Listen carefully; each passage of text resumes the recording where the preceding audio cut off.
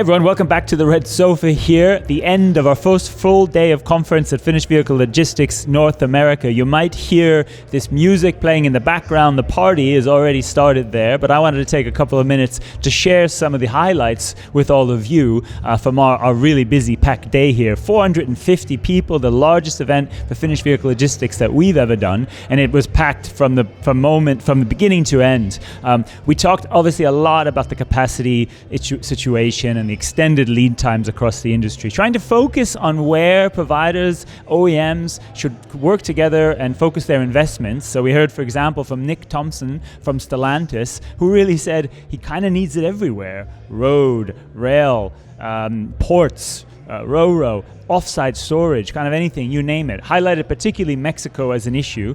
So really, when we talk about investing with confidence, it's needed everywhere, folks. Rory Hepner from Mercedes-Benz, she actually focused a little bit more on the capital investment in people, human capital being perhaps the most essential assets when it comes to finished vehicle logistics now and in the future. And that include both recruiting drivers, rail workers, yard workers, but also training people to the right safety standards. When we talk about more EVs, which everybody is now facing, they need to know the right ways to handle these to stay safe. So she really put a focus on that and understand how the industry needs to work together to develop some standards. And of course that standardization topic for EV was something that came up again and again.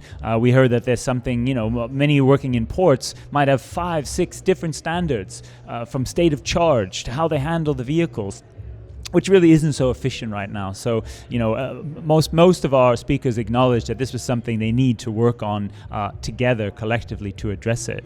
Other issues around ETA, a topic that's been big at the forefront of people's minds with inventories relatively low. Anu Gol from Volkswagen Group of America talked about things that Volkswagen Group is doing to improve that ETA, and also made it clear that you need a different set of dealer or customer-facing ETA versus the logistics side. You don't need your customer to see everything, but they do need to have an accurate picture of what's happening, and that's probably more important than it being fast, but everyone needs to get faster as well.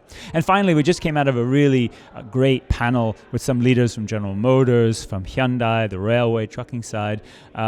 Darren Acker from Hyundai Glovis, really put a focus on innovation and everyone working together to find solutions. Anthony Clevio from General Motors pointed to some big things the industry had been able to do. For example, moving a ton of vehicles from rail to Ro-Ro out of Mexico because it was a necessity. That's not the kind of thing that can happen so quickly. This is a big investment in assets, in shipment, and in time. Yet they were able to do it. It might not have been the preferred thing because the rail network would have been more efficient, but it was necessary. And I think he really wanted to send that message that the board, the GM board, CEO is ready to listen to these kind of solutions and can make it happen if the industry is ready to engage with them. So those are just some of the highlights, along with a ton more. We've been sharing some of them with you on the Red Sofa.